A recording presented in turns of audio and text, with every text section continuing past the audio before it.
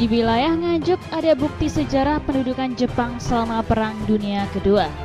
Saat menjajah Indonesia menggantikan Belanda, Jepang juga menguasai daerah Nganjuk. Dua bukti sejarah yang hingga sekarang masih ada berupa bunker yang ada di Dusun Jatirejo, Desa Mojodhuwur, Kecamatan Ngetos.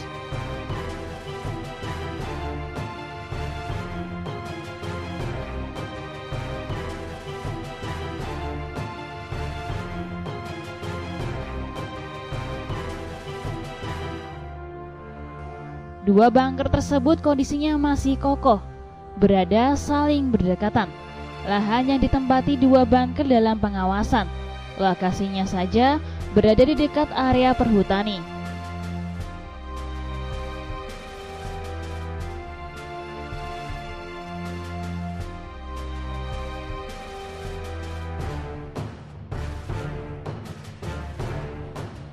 Tampak beberapa bagian saja yang mulai keropos, namun tidak sampai menghancurkan struktur bangunan.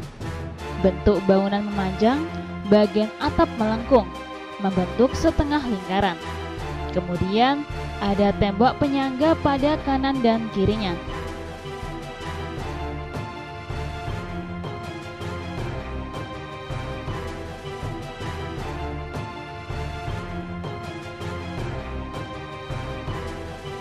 Bunker memiliki panjang luar 11 meter, panjang dalam 9 meter, tinggi luar 3 meter, tinggi dalam 2,5 meter, lebar luar 6,3 meter, lebar dalam 3,60 meter, lebar pintu 1,20 meter, lebar pintu 1,60 meter dan tinggi tembok 1,60 meter, serta tebal tembok 1 meter. Bangunan terbuat dari bahan batu andesit dan batu bata merah dengan bahan perekat semen. Bagian luar tidak diplester, hanya bagian depan, belakang, dan depan yang diplester. Bagian kanan, kiri, dan atap tembok berongga dengan lebar sekitar 30 cm.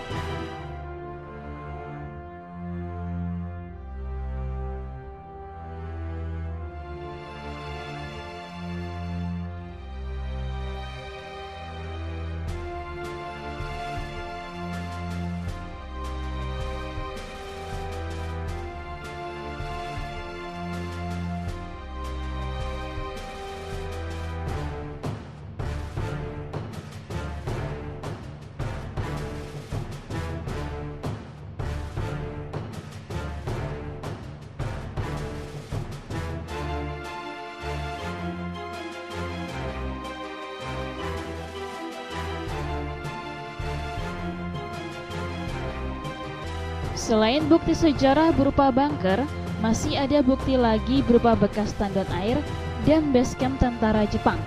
Posisinya tidak jauh dari lokasi dua bunker. Hanya tandon air yang masih utuh tinggal satu, sedang satunya lagi sudah dihancurkan.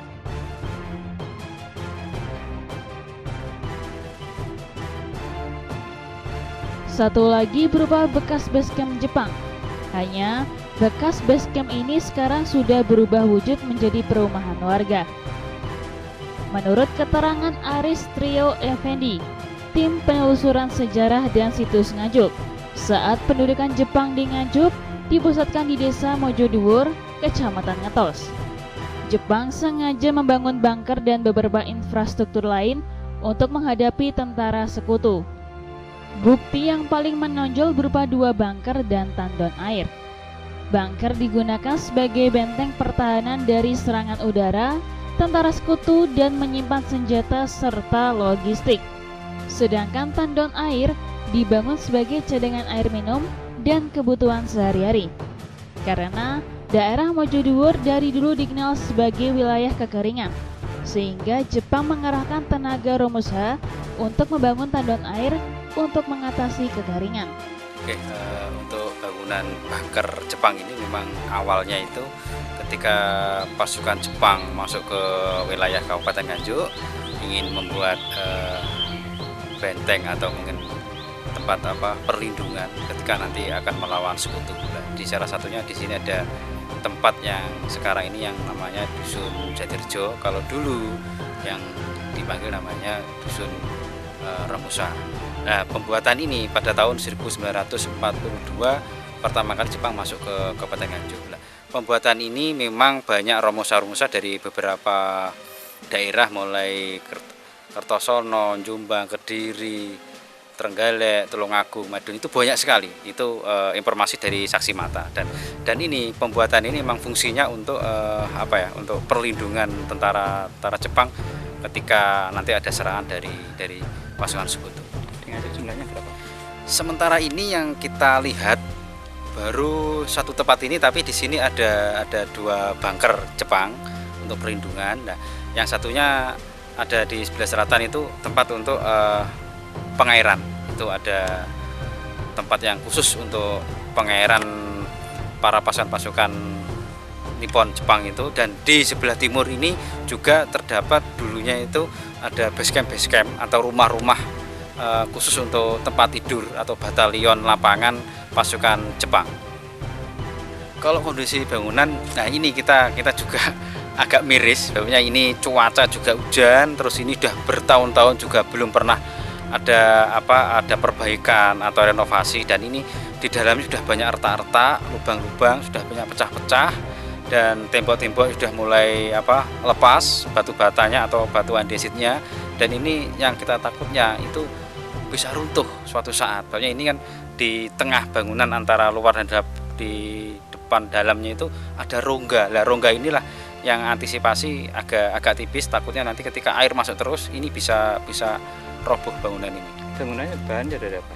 Kalau bangunan katanya dari batu andesit, dari batu kali yang dipecah itu, terus batu bata yang ukurannya agak lumayan besar, dan alat perekatnya itu sudah menggunakan pasir sama semen putih. Sementara itu yang kita lihat sekarang. Bisa diukur, Mas, ukurannya berapa? Kalau ukuran tadi panjangnya itu ada 12 meter, terus lebar bangunan utama itu ada 6,30 meter, terus di dalamnya itu ruangan khusus dalamnya itu ada 3,5 meter, terus cuman ini lebar pintu memang ini dibuat khusus untuk tidak terlalu lebar, hanya 1 meter ya, 1,50 meter, terus tingginya itu orang masuk itu harus merunduk itu hanya 1 meter.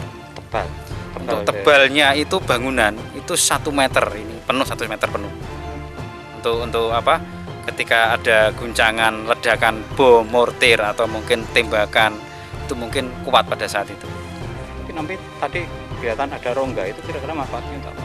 Kelihatannya antara beberapa alternatif. Apakah rongga itu untuk sirkulasi udara juga bisa, atau mungkin untuk menyimpan bahan makanan atau bahan peledak atau senjata, itu kemungkinan juga di situ.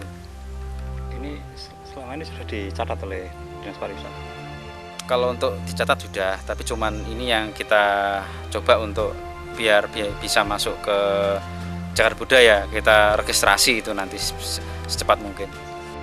Menurut keterangan saksi sejarah yang masih hidup di Dusun Jatirjo bernama Paniem, Jepang saat itu membangun rumah-rumah memanjang berukuran rata-rata panjang 60 meter dengan lebar 10 meter. Rumah-rumah tersebut dijadikan base camp bagi para tentara Jepang. Selain membangun base camp, Jepang juga membangun bunker untuk bersembunyi ketika ada musuh menyerang dan tandon air untuk mengatasi kekeringan. Bangunan-bangunan tersebut dikerjakan oleh orang-orang pribumi secara Romusha. Mereka didatangkan baik dari Nganjuk maupun luar Nganjuk. setelah Jepang kalah perang dengan sekutu. Seluruh pasukan meninggalkan basecamp di Mojodhur. Kemudian, seluruh basecamp dikuasai oleh para mantan Romusa dengan cara diundi.